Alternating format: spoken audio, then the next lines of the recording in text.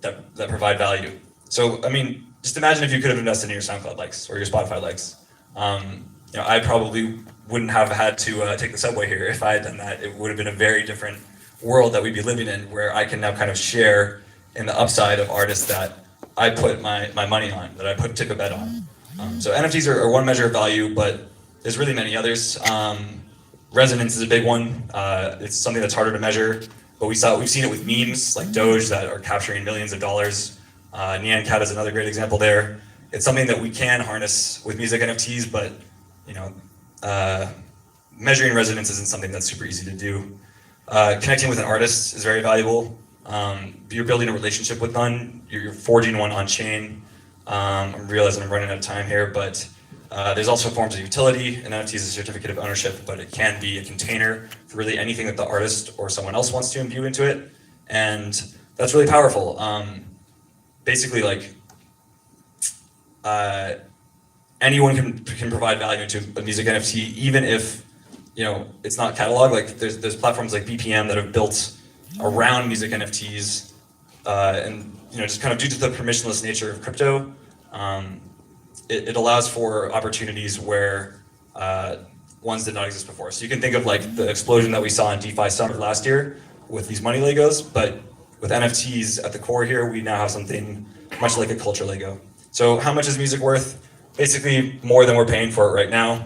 There's a lot of new possibilities. We're just scratching the surface, but ultimately we have a huge opportunity here to put more money in artists' pockets, and that's something that I'm excited to explore with all of you. Thank you for your time. Let's fucking go. Give him a warm round of applause. That was awesome, man. This has been one of the best days of my life. I'm so grateful to share with you all. The lights are blinding me, so I can't even see if anyone's here, but I'm grateful. The next artist and activist and speaker that we have with us is a close dear friend of mine. She's a friend from the Clubhouse era. For those of you who were there a few months ago, a few years ago, it feels like. Dr. 𝔻𝕀𝕊𝕃𝔸𝕃. She'll be speaking to us about life-changing NFT use cases in the developing world. Let's fucking go. Give her a warm round of applause, y'all. Let's go. Oh, I love that. I love that. I love that entrance. That was so great. Good morning.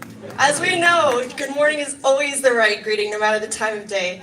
It's a real pleasure to be with all of you in the Meetverse. For the first time, this experience being surrounded by huge billboards of NFTs is really beyond what I imagined. And it's a huge upgrade from my cracked iPhone screen that I usually look at when I'm looking at NFTs. I'm Dr. 𝔻𝕀𝕊𝕃𝕸𝕃. I use the Twitter handle @Netra and at Art10 Studio. And I first heard of NFTs 18 months ago. And like many of you, I only started minting, collecting, and researching NFTs more seriously earlier this year. Please do @me. If you're here, it means that you're early, and therefore I'd like to hear from you. Today, I'd like to talk about true ownership, NFTs, and some legit first principles responsible for the hype that has brought us here today. In the next 9 minutes, I want to make one simple point.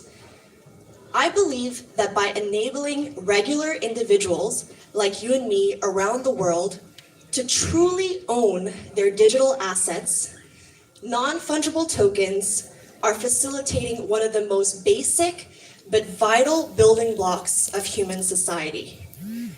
True ownership aided by NFTs codifies, normalizes, and democratizes our right to own what we earn and our right to own what we create.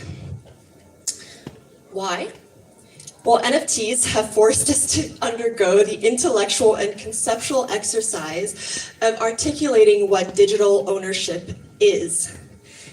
This new understanding, one that definitely kept me up at night trying to figure out what on earth this Bored Ape means to me, it further codifies, normalizes, and democratizes our right to own, truly own, physical things in the physical world as well. But this complex understanding of what ownership is didn't happen overnight. we're still trying to tease out all the parts, what it truly means to own something. And many of you in the NFT community know of the different controversies regarding selling or destroying different pieces of work. It really is pushing us to see the limits of this conceptual understanding of what ownership is. But we're also not fully there yet. So I want to walk you